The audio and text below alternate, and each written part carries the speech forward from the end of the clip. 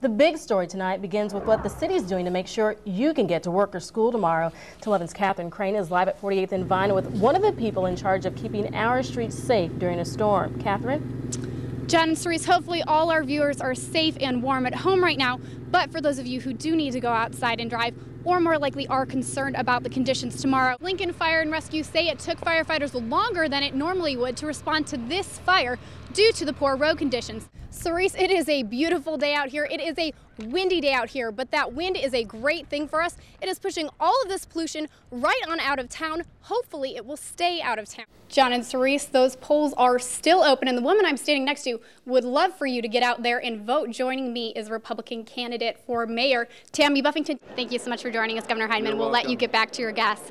Keller, the governor does have another inaugural gala tomorrow night in Omaha. Dave Grace is the general manager at this Subway. He says this curb is what he thinks made that SUV swerve, missing his store, instead hitting the wall next to it. A study released this week shows people who drink diet soda every day have a 61% higher chance of a heart attack and stroke. Well, many kids want to be the president when they grow up, but this President's Day, we thought we'd show you a little boy who is following in two great leaders' footsteps. 10/11's Catherine Crane introduces us to a little boy with a dream. Aiden Brown is only 5 years old, but he has a dream. I wanted to be a president when I was big. And he's already picked out his campaign. Presidents do good and not wrong. One of his heroes is President Barack Obama. I have the same color of your sin. What else? The same suit. The same hair. The same glasses.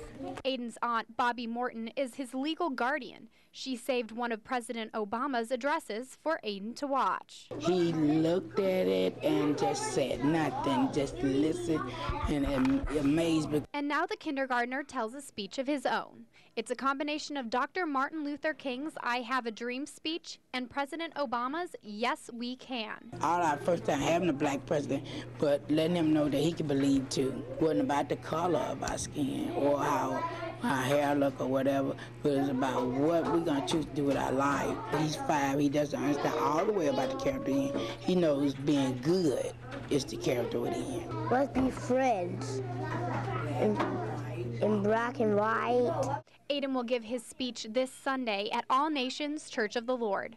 Reporting in Lincoln, Catherine Crane, 10/11 News. Wow, what a great little boy there. Very cute and very smart as well. You can tell that.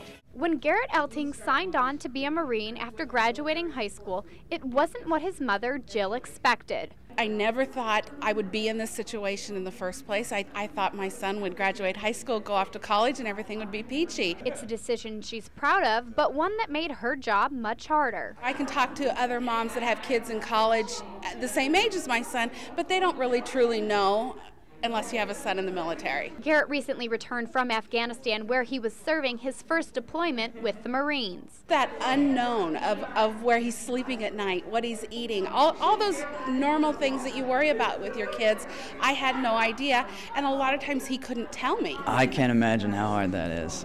I mean, not knowing exactly where your son's at. You know, you've been with him for 19 years, and then he's gone for 7 months. That's got to be pretty rough.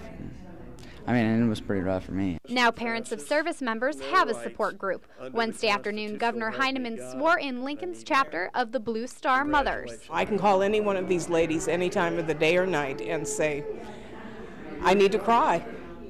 And they're all there. We send boxes and we visit veterans, but our primary is to support each other when our kids are gone to dangerous places, because mom can't protect them over there. Garrett is in Lincoln for the holidays, but even when her son is far away, Jill always keeps him near to her heart. Friday night, Justice Bennett danced. In a couple of days, I'm going to have heart surgery. Monday morning, she's having open heart surgery. She scheduled it after the dance marathon. They could have scheduled it on today, but she wanted to wait till Monday. 11-year-old Justice has been to all 8 dance marathons at the University of Nebraska. The marathon raises money for the Children's Miracle Network Hospital in Omaha. They're so supportive. These students who are dancing are just changing the world. It's really fun to interact with all the kids and just it's such a great time. More than 500 UNL students will dance 13.1 hours. They're calling it a half marathon. They're on their feet all night for kids who can't always be. She's just been focusing so hard on this night versus Monday, you know, and it's just, I cannot thank these kids enough for what they're doing for our family. Reporting in Lincoln, Catherine Crane, 1011 News.